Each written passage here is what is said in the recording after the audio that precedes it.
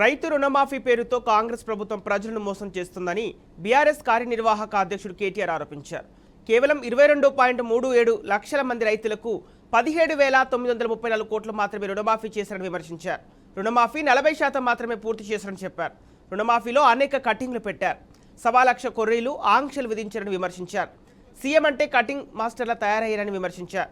December 9 నుంచి August 15 వరకు రుణమాఫీని జాప్యం చేశారని, బ్యాంకులకు 9 నెలల వడ్డీ ఎవరు కడతారంటూ ధ్వజమెత్తారు.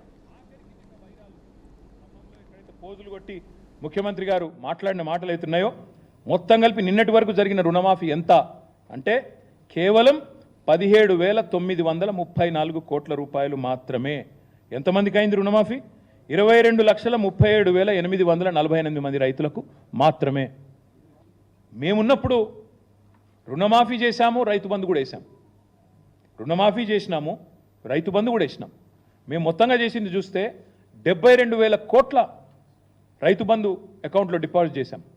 అట్ ద సేమ్ టైం దాదాపు 30,000 కోట్లు మేము రుణమాఫీ చేశాం. అంటే 1,00,000 కోట్లు రైతులకు రుణమాఫీ రూపంలో, రైతు బంధు రూపంలో ఇచ్చింది బీఆర్ఎస్ ప్రభుత్వం. నువ్వేం చేసినావు? ఈరోజు పేరుకేమో చెప్పేది 17,000 కోట్ల రుణమాఫీ చేసినాను, కానీ వానాకాలానికి ఇవ్వాల్సిన రైతు భరోసా 11,400 కోట్లు అది ఎగ్గొట్టినావు కదా, ఇప్పటివరకు ఇవ్వలేదు కదా. కేసీఆర్ ఉన్నప్పుడు జూలైలో వచ్చేది రైతు బంధు, ఇలా వచ్చిందా? రాష్ట్రంలో రైతులకు తెలవదా? ఇవాళ ఇచ్చే సూచన ఉందా? కనీసం లేదు. మొన్న యాసంగిలో ఎకరానికి 7,500 ఇవ్వలేదు, ఎగ్గొట్టారు. అప్పుడు 5,000 ఇచ్చినారు, అప్పుడు ఒక 4,000 కోట్లు ఎగ్గొట్టారు.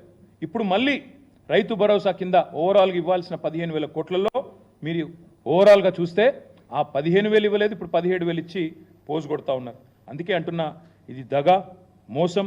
రైతులను నమ్మించి గొంతుకోసి తడిగుడ్డతో గొంతుకోసిన వాడు రేవంత్ రెడ్డి, కాంగ్రెస్ పార్టీ. బడ్జెట్లో చెప్పింది 26